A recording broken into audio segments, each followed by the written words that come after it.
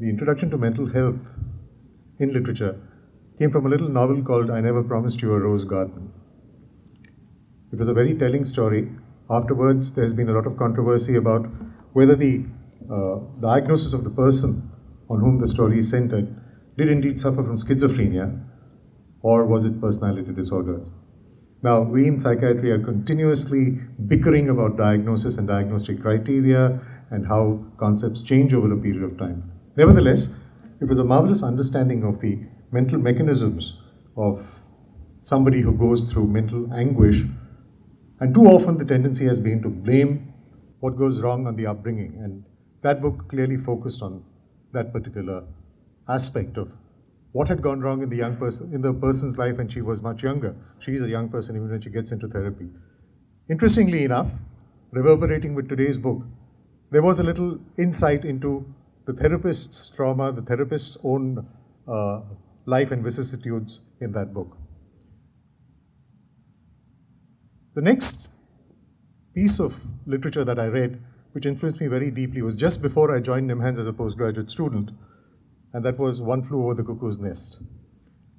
I was drawn to this book immediately after I saw the movie, and I really can't decide which is better, the book or the movie, because each is powerful in its own way. They don't entirely tally, though the core part of the story is the same. When I joined psychiatry, we were made to be aware of certain important books, and one book was by Clifford Beers, an American patient who was incarcerated, so to say, in a mental asylum. And he saw the horrific conditions that existed over there. Being literary minded from the beginning, he came out of his stay in the hospital, the asylum, and wrote this book. And the book is called A Mind That Found Itself. And one would have thought that after A Mind That Found Itself, mental hospitals would undergo a revolution. But like so many things that happen which opened people's eyes, the effect of The Mind That Found Itself didn't seem to have lasted. The parallels between my reading of Ken Kesey's One Flew Over the Cuckoo's Nest and the conditions that I found in the mental hospital where I trained for 3 years and worked later as a senior resident for 3 years were not grossly different. Everybody was doing their bit, and yet there was a certain humane element that seemed to be missing. And I think that situation obtains from time to time in various setups that look after the mentally ill.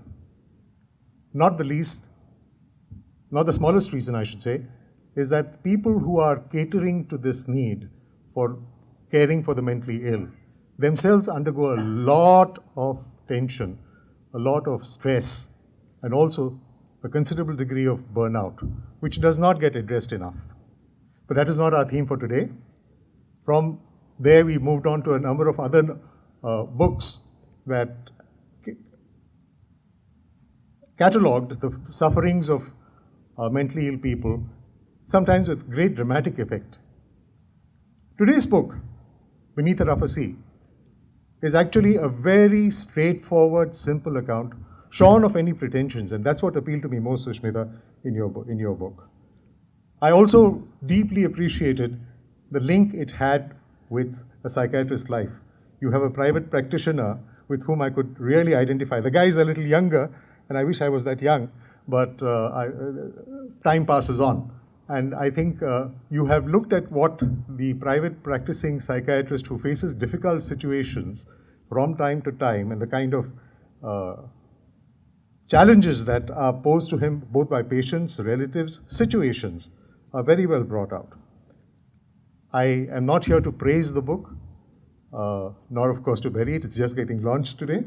But I want to recommend this book very strongly.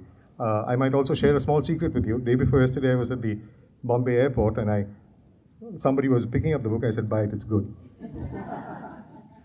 I didn't mention that the book was going to be launched 2 days later. I was mentioning the mind that it found itself. I mentioned Ken Kesey's One Flew Over the Cuckoo's Nest. And most recently, the book that has deeply affected me is a book called The Center Cannot Hold. This is a book by Eileen Sachs, a person who, while on a scholarship, a brilliant student, an American student who was in the UK, she goes there, has a mental breakdown over there, and she is put through various forms of treatment, including psychoanalysis.